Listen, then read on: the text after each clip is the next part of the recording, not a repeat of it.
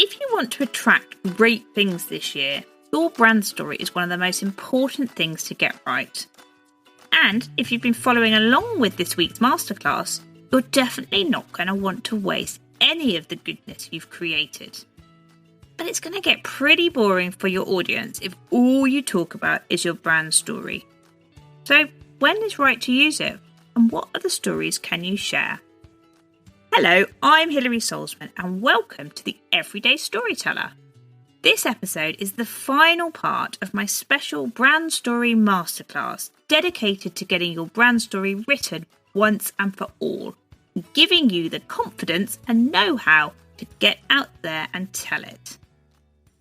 If you get your brand story straight, you'll have a whole heap of content ready to go. It's perfect for your website, a refreshing change to an About Me page which actually talks to your audience rather than just about how great you are. Check out Dungaree Supremos Lucy and Yak for a great and highly creative example of this. I've linked their website in the show notes. Your values also hold interesting content to share with others what the experience of working with you or buying your products would look and feel like. Why not bring this to life on your website or social media? Oatly, the oat milk people, are blooming brilliant at this. Check out their website, but do be prepared to get lost down a rabbit hole of brilliant content. Again, I've linked their website in the show notes. But beyond just your website or social media bio, swap out boring LinkedIn profiles for your more interesting story and see engagement rise, where else could you actually use your story? How about when you're introducing yourself at a networking group? No more scrabbling around for the right words to say. Your brand story should just drip effortlessly off your tongue. Sound good, hey? How about when you're entering your brilliant self for an award or pitching your business to journalists or investors? Your brand story makes them a much more interesting read that'll catch their eyes and make you much more memorable. Why not share real life stories of where you've lived and breathed your values, the time you went above and beyond to help someone? These sort of stories are really interesting and show a very human aspect of your business.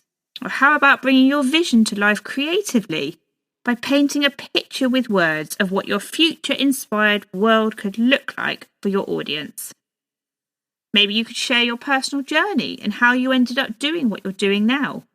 Don't forget to include what you've learned along the way, the good and the bad, and how this helps you solve your customers' problems now. Maybe even tell stories of things you've done in response to a social, political, or environmental issue that's part of your brand story, people you've worked with, causes you've championed, and invite your audience to get involved.